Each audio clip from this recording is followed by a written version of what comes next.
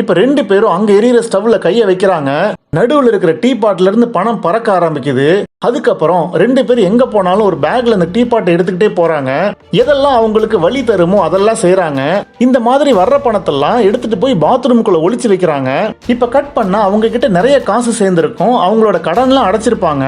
இப்படி லைஃப் ரொம்ப ஹாப்பியா போற நேரத்துல யாரோ வந்து கதவை தட்டுறாங்க. ஹீரோயின் டக்குன்னு அந்த டீ பாட்டை ஒளிச்சு வச்சிடறா.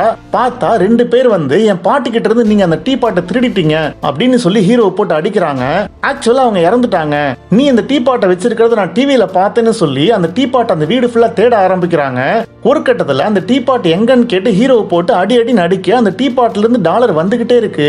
படம் பார்க்குற நமக்கெல்லாம் எங்கடா இவங்க மாட்டிக்க போறாங்களோன்னு தோண ஆரம்பிக்குது. ஒரு கட்டத்துல நம்ம ஹீரோயின் அவங்க கிட்ட நாங்க அந்த டீ பாட்டை வித்துட்டோம்னு சொல்றா.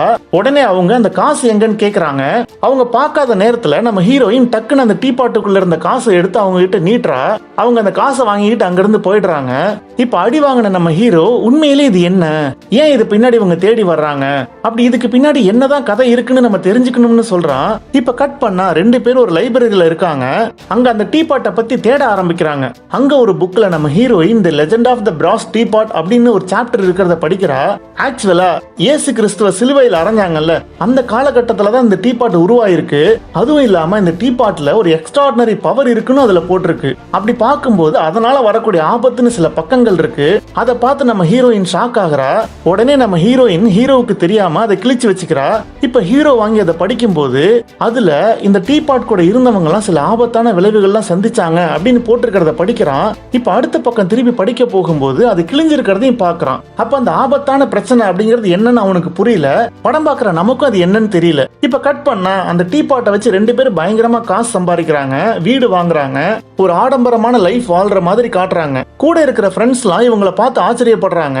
அப்படி ஒரு நாள் இவங்க புது வீட்டுல ஒரு பார்ட்டி நடத்திட்டு இருக்கிறப்ப சைனால இருந்து டிவில அந்த டீ பாட்டை பார்த்த டாக்டர் லிங்னு ஒருத்தர் இருக்கார்ல, அவரு நம்ம ஹீரோ பார்க்க வர்றாரு. அவர் ரெண்டு பேரையும் பார்த்து அந்த டீ பாட்டை பத்தி ஒரு மிகப்பெரிய ரகசியம் இருக்குன்னு அப்படின்னு சொல்றாரு. ஹீரோ நம்ம ஹீரோயின் கிட்ட அவர் சொல்றதை கேட்போம் அப்படின்னு சொல்ல நம்ம ஹீரோயின் ஒத்துக்கல. ஒரு கட்டத்துல ரெண்டு பேரும் அவர்கிட்ட நீங்க லேட்டா வந்துட்டீங்க, நாங்க அந்த டீ பாட்டை ஒரு மியூசியத்துக்கு டொனேட் பண்ணிட்டோம்னு போய் சொல்றாங்க. அதுக்கு அந்த டாக்டர் லிங் அவங்க கிட்ட நான் சொல்றதை கேளுங்க, நீங்க ஒரு பெரிய ஆபத்துல இருக்கிறீங்க, இன்னும் லேட் ஆகிறதுக்குள்ள நான் சொல்றதை கேளுங்கன்னு சொல்ல ஹீரோவும் ஹீரோயின் அவரை கண்டுக்கவே இல்ல. இப்ப கட் பண்ணா ஒரு நாள் இவங்க கிட்ட அந்த டீ பாட் இருக்கிறத இவங்களோட பழைய ஹவுஸ் ஓனர் ஆர்னின்னு ஒருத்தர் இருந்தான்ல, அவன் அதை பாக்குறான். என்னதான் அவன் இவங்க கூட ஸ்கூல்ல படிச்சவனா இருந்தாலும் இவங்களோட வளர்ச்சியை கண்டு பொறாமப்படுறான். இவங்க வீட்டுக்கு வந்த அவன் நம்ம ஹீரோயின் கிட்ட இருக்கிற அந்த டீ பாட்டை புடுங்கிட்டு ஓடுறான். ஆனா அதோட மேஜிக் பவர் அவனுக்கு தெரியாது.